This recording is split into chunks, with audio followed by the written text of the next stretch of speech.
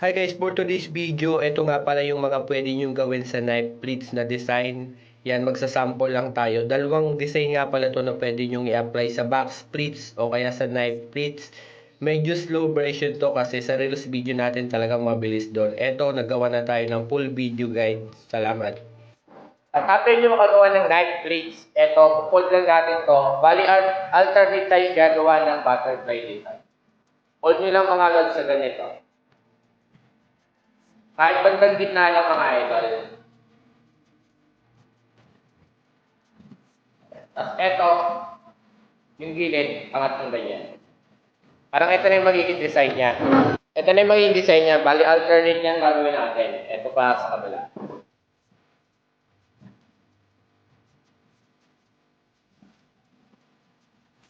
Check nyo na lang mga idol kung pantay. Yan.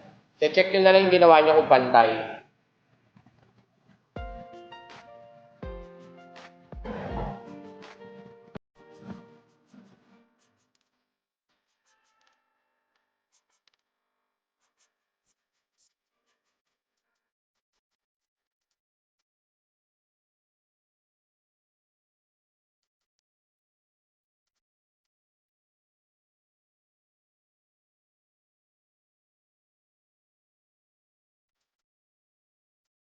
Ito na nga mga lods yung ating single pleats na may butterfly design yan. Kagaya rin ng mga nauna nating video, mas mababa lang to at alternate na siya.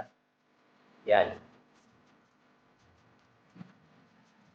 Yan na itsura niya mga idol. Kunin nyo muna guys to, itong unang layer, tapos fold nyo lang siyang ganyan. Yan. Sagad nyo lang, tapos ipipin nyo siya. Sunod-sunod lang, dire-diretso pababa hanggang din sa dulo.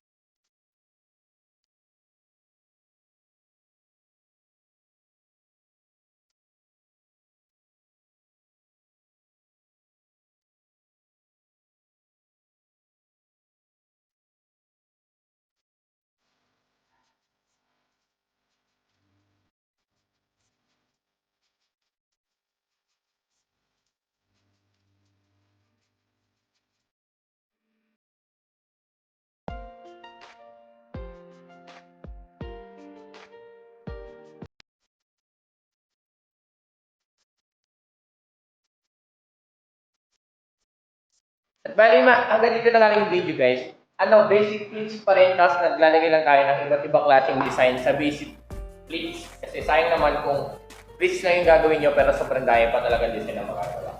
Hanggang dito na nga lang, comment down below na lang kung may concern. Ang table pala natin is 2 meters, tapos ang cloth natin is Gina Silk.